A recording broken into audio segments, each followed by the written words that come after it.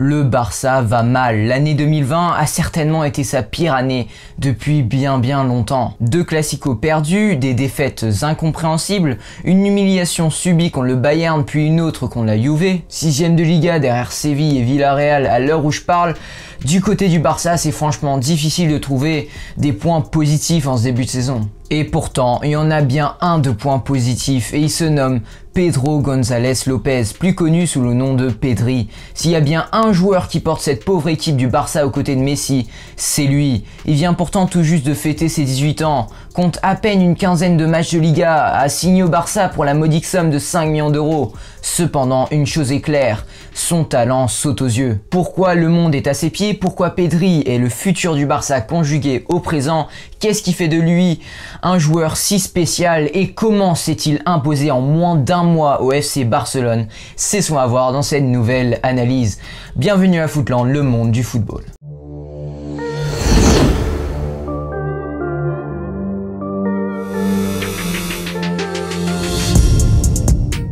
L'idée de voir enfin Coutinho s'imposer au Barça avait fait son chemin. La décision du Bayern Munich de ne pas le conserver et son retour en Catalogne ressemblaient à une seconde chance pour Philippe Coutinho.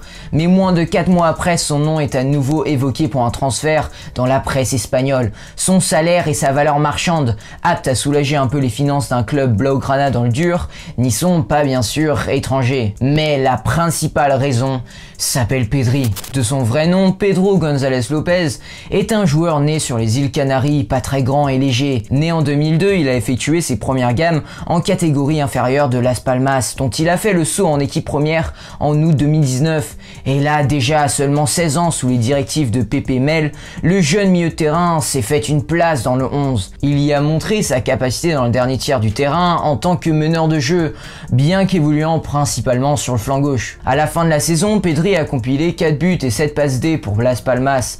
Il a commencé 24 matchs sur 36, disputant en moyenne 79 minutes par match et est resté exempt de toute blessure. Dans sa carrière, Pedri était souvent dans la position du joueur libre. Il se promenait librement dans les demi-espaces entre la ligne de défense et le milieu de terrain de l'équipe adverse en profitant de ses capacités techniques pour contrôler le ballon et de sa vision distinctive pour faire les bons choix. C'est un garçon très complet, il peut paraître frêle physiquement, mais c'est en fait très difficile de lui prendre le ballon. Il a cet ADN du Barça et Las Palmas jouait un jeu assez similaire au Barça, donc c'était une étape assez naturelle d'ensuite rejoindre la Catalogne. Et Pedri justement a vécu dans une famille fan du Barça, donc c'était une grande fierté pour lui de rejoindre ce club historique. Pedri est synonyme de douceur, de tendresse, d'élégance. C'est un joueur expérimenté dans le corps d'un garçon. Il dénote d'une tranquillité déconcertante dans ses prises de balles. Sa plus grande qualité sur le terrain est sûrement ça, son calme, sa tranquillité et surtout sa modestie. N'importe qui à sa place prendrait la grosse tête, mais ce n'est pas son cas. Il joue sur le terrain comme un enfant qui danse au service de l'efficacité. Quand il est arrivé au Barça, Pedri n'a pas changé sa personnalité ou son style de jeu pour intégrer l'équipe. Il n'a pas essayé de crâner avec des gestes fous ou des dribbles dantesques, non. Il a continué à jouer son football d'une façon simple comme il l'a toujours fait. Jeu en une touche, toucher de balle, vision du jeu ou encore technique au-dessus de la moyenne, le natif des Canaries dispose de la palette complète du milieu de terrain moderne. Surtout l'ancien de Las Palmas joue simplement, mais bonifie le collectif avec sa science de la passe, sa créativité et une compréhension du jeu hors norme. Cette façon de changer le jeu de son équipe rappelle d'ailleurs un certain Andrés Iniesta. Il a vraiment une ressemblance avec l'Espagnol, notamment avec ses contrôles orientés et sa capacité à sortir des espaces en une touche. Et Iniesta a toujours été l'idole de Pedri, donc ce n'est pas par hasard s'il a un style de jeu assez similaire pour certains points. Comme Iniesta, Pedri a aussi cette humilité, cette simplicité, ce côté naturel. Tout ce qu'il fait, ça semble être naturel. On dirait qu'il a juste ce talent en lui. Il sait quoi faire dans toute situation et va te le faire. Pas juste dribbler pour dribbler. Mais si, à ce côté-là aussi, tout est presque instinctif et naturel. Ils sont nés avec ça. Pedri est bien trop jeune pour avoir appris à jouer comme ça. Il comprend parfaitement le football. Ce n'est pas qu'il s'est concentré à jouer à une position donnée ou que le coach lui a donné des instructions détaillées. Non, c'est qu'il comprend le football. Il sait exactement ce qu'il doit faire sur le terrain avant même qu'un coach ou que n'importe qui le lui dise. Il a le jeu dans la tête et sait parfaitement ce qu'il doit faire. Vraiment, très peu de joueurs peuvent se targuer d'avoir cette compréhension du jeu qu'il a. Comme Iniesta, son aptitude à comprendre le jeu avant les autres le rend lui aussi à part. Elle fait renaître un certain espoir en Catalogne et ne cesse de séduire Ronald Koeman qui ne cache pas son admiration pour son crack. C'est le joueur qui m'a le plus surpris, a-t-il avoué à Mundo Sportivo en novembre. L'entraîneur néerlandais ne s'en passe d'ailleurs déjà presque jamais, ne l'a laissé qu'une seule fois sur le banc cette saison, contre Ferencváros en Ligue des Champions. Beaucoup de jeunes joueurs, quand ils arrivent dans un gros club comme le Real Madrid, Barcelone ou le Bayern, ils tombent sous la pression. On peut citer par exemple Martin Odegaard au Real Madrid. C'est normal, la tranquillité d'esprit s'acquiert généralement au fil du temps. Mais certains naissent avec le don de gérer la pression avec énormément de sérénité. C'est le cas de Pedri. Pedri, tout juste 18 ans, semble en effet trouver une place de titulaire dans un Barça en pleine révolution. Il est passé devant Griezmann ou encore Coutinho dans la hiérarchie. Et tout ça avec tranquillité, alors que beaucoup de joueurs prendraient la grosse tête ou se recroquevilleraient sous la pression dans un aussi gros club que le Barça. Pedri, lui, est arrivé comme un garçon curieux et calme, prêt à tout pour apprendre sur le football. Sur le terrain, il semble être libéré. Contrairement à ce que pourrait nous faire croire son positionnement sur le terrain, c'est un vrai meneur de jeu. Ce n'est pas un simple ailier. Il est différent, avec le ballon toujours collé au pied, il dicte le jeu. Il possède une technique enviable et oriente toujours son corps dans la direction qu'il veut donner au jeu, ce qui l'amène à offrir des contrôles exquis à chaque occasion.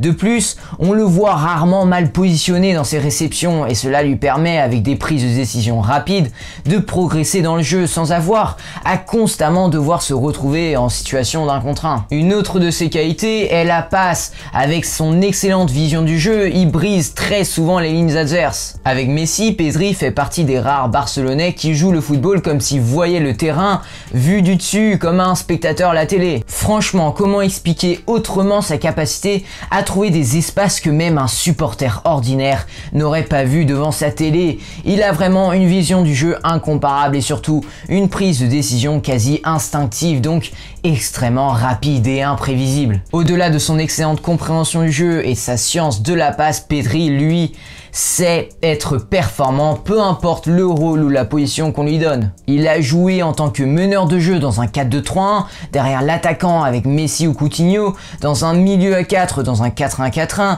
sur le flanc gauche dans un 4-2-3-1 et pourtant, il a su être régulier et souvent afficher un bon visage. On dit souvent qu'un joueur polyvalent, capable de jouer un peu partout, n'est finalement excellent dans aucun des postes. Mais contrairement à Coutinho, sa versatilité à lui, Pedri, ne vient pas au détriment de son efficacité. Que ce soit sur l'aile gauche ou au milieu de terrain, Pedri est capable de combler les vides de son équipe grâce à une compréhension du jeu hors du commun. Sur ce point-là, il est bien meilleur que Coutinho ou Griezmann. Ni l'un ni l'autre n'a cette compréhension du jeu qu'il a de Messi. Ils sont souvent critiqués pour prendre la touche de trop, vouloir trop être au centre du jeu et dans un système qui tourne autour de Messi, leur attitude possessive ne font donc que gâcher des opportunités pour les Catalans. Franchement, qui aurait cru qu'un gamin de 18 ans puisse dépasser dans la hiérarchie des joueurs qui ont 10 ans de plus et qui coûtent 25 fois plus?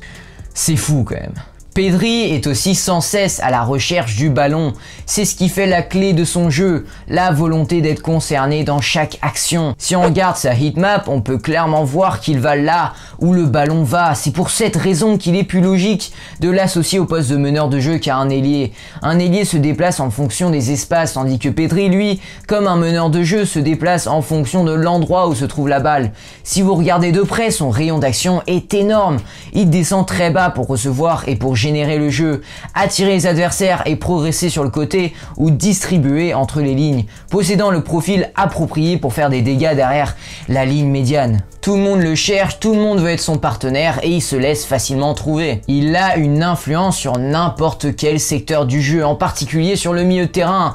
Bref, c'est un meneur de jeu comme je l'ai dit auparavant. Sa capacité à faire des dégâts entre les lignes est trop élevée pour le cantonner au rôle d'ailier. Avec cette saison, on peut déjà voir qu'il est un joueur pour lequel un système peut se créer autour de lui. On parle d'un joueur de 18 ans qui a une intelligence tactique sans précédent et toutes les qualités requises pour marquer une époque. Derrière ce jeune homme en apparence inoffensif se cache en fait un maestro en plein apprentissage. Un maestro qui représente à la fois le présent mais aussi le futur du Barça. Ce qu'il donne aujourd'hui n'est qu'un apéritif de ce qu'il pourrait offrir au Barça à l'avenir. Son contrat actuel court jusqu'en 2022 avec une possibilité de prolongation jusqu'en 2024, tandis que sa clause libératoire s'élève à un montant pharaonique de 400 millions d'euros. Ok, on a vu que Pedri a l'ADN du Barça, il convient parfaitement au club catalan. On a aussi vu qu'il affiche de bonnes performances seulement à l'âge de 18 ans.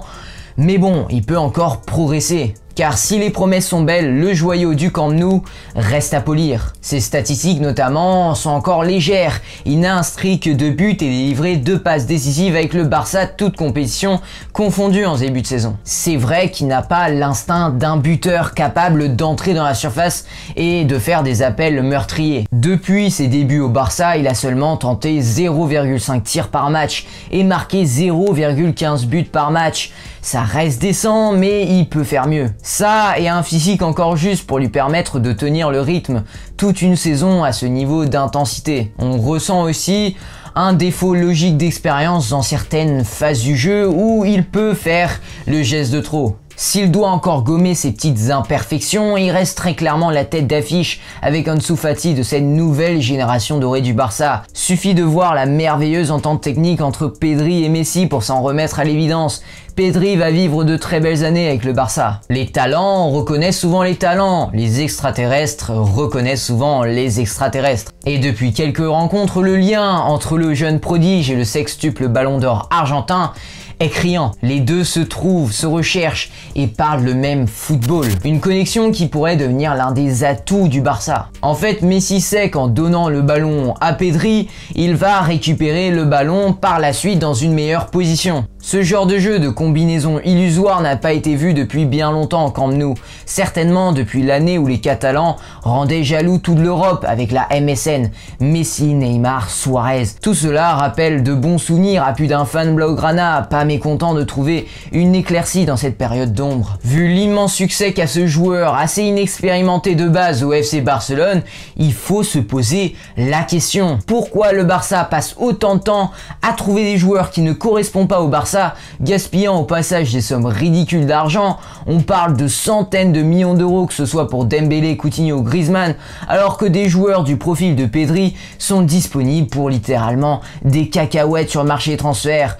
On parle de 5 millions d'euros pour Pedri. Voilà, il faut se poser la question, ça ne sert à rien d'aller chercher des gros joueurs dans des gros clubs qui vont te coûter des centaines de millions d'euros. Mais même avec toute cette hype autour de lui, Pedri garde toujours les pieds sur terre. Il vit toujours simplement comme une personne banale. J'ai lu sur The Athletic qu'il vivait avec son frère Fernando dans un appartement. Son frère s'occupe de l'appartement et de faire à manger. Ils jouent souvent ensemble à FIFA et Pedri aime bien aussi jouer à un jeu de société qui s'appelle Catan. Comme les deux, ils n'ont pas le permis, ils vont souvent prendre le taxi pour aller au centre d'entraînement, comme tout le monde. Et pour emmener ses affaires, Pedri utilise tout simplement un sac en plastique. C'est assez révélateur sur sa personnalité.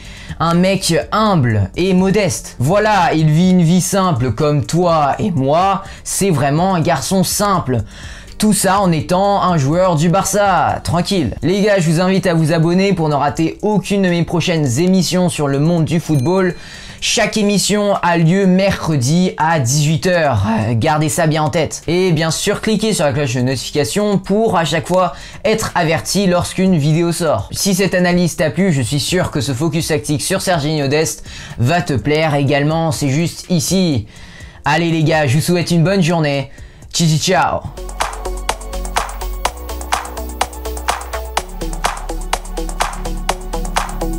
Ah oui, je profite de cette vidéo pour vous souhaiter une bonne année 2021 les footeux. Ce sera une année extraordinaire pour tout le monde, j'espère.